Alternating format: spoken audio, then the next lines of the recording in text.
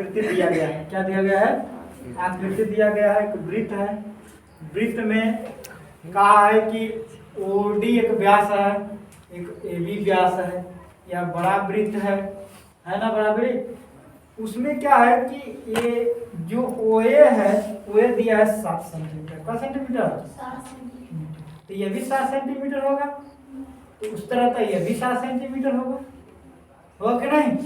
यह बताओ पूरा ये भी 7 सेंटीमीटर, यह बताओ इसका आधा यह हिस्सा कितना हो जाएगा? 7/2 सेंटीमीटर होगा कि नहीं होगा?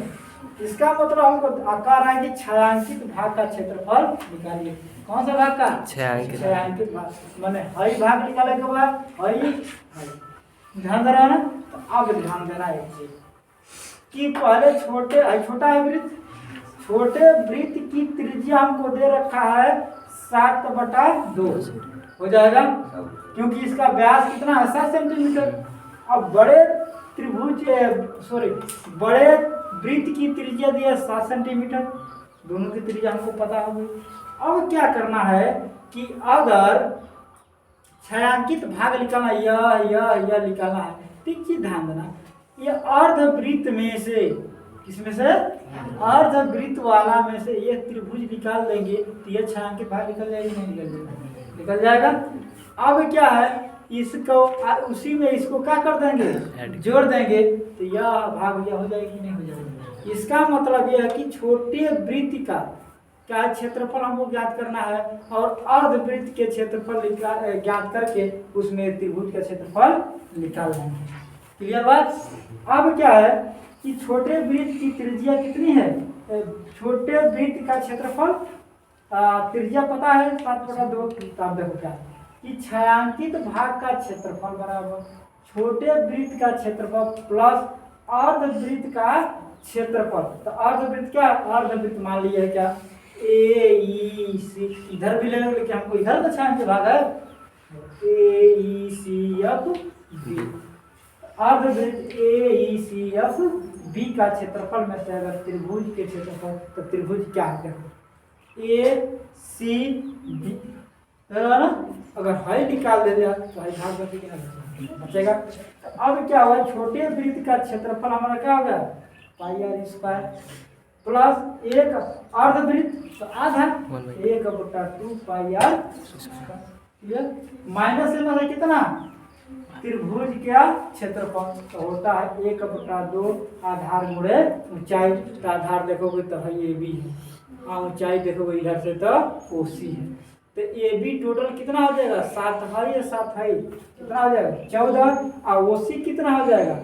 7। तो मान रखो 22/7 गुणे r का मान 7/2 का स्क्वायर प्लस 1/2 पाई का मान 22/7 गुणे r का मान 7 है, 7 स्क्वायर माइनस 1/2 AB का 14 और OC का 7। इससे इसमें भाग देंगे तो कितना आ जाएगा? 7। तो 7 गुणे, अब क्या हो गया?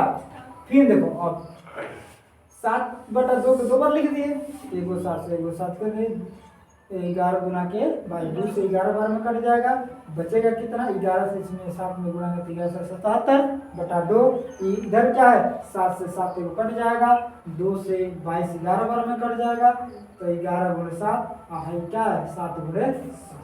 अब यहाँ से 77/2, 11 का 7 में 11 77/2 हो जाएगा, प्लस यह 11 से 77 माइनस 49। अब तुम पहले इसको जोड़ भी सकते हो या इसको घटा सकते हो। हम क्या इसको भाग दे दिए है, तो भाग 77 में 2 का दे तो 38.5 आएगा, प्लस 77 कितना हुआ? 77 माइनस क्या है? 49। या तो 77 में से पहले 49 घटा दो, चाहे 77 और 38 जोड़ो, जिस तरह करना है उस तरह कर दो। 77 हम क्या किए हैं? 49 घटाएं तो 28 आया। 28 को हम जोड़ेंगे कितना है? 38.5 में, तो 66.5 सेंटीमीटर स्क्वायर आएगा। ये बात समझ में आ रही है? इसमें किसी को कोई प्रॉब्लम नहीं ना? तो बात यहाँ सुनो। तो कहने का मतलब यह है कि इतनी बात अगर आप लोग को समझ में आई है तो घर पर जाकर फिर अपने मन से, या नहीं अपने मन से सवाल को हल करना। फिर अगर कोई प्रॉब्लम हो तो मान लो यूट्यूब वीडियो भी देख लेना, आप फिर लिख भी रहे हो वो भी देख लेना। कब देखा जाए पहले पूरा सोच लो कहाँ से किस तरह क्या होगा, बात समझ, तब उसको क्या करो, देखो कि हम यहाँ फंस रहे हैं, वो हमेशा याद रहता है। याद क्या, हमेशा समझ आ जाता है तुम लोग हमेशा के लिए। ये बात समझ में आ रही है ना, तो आप लोग इतना काम करना बस। धन्यवाद।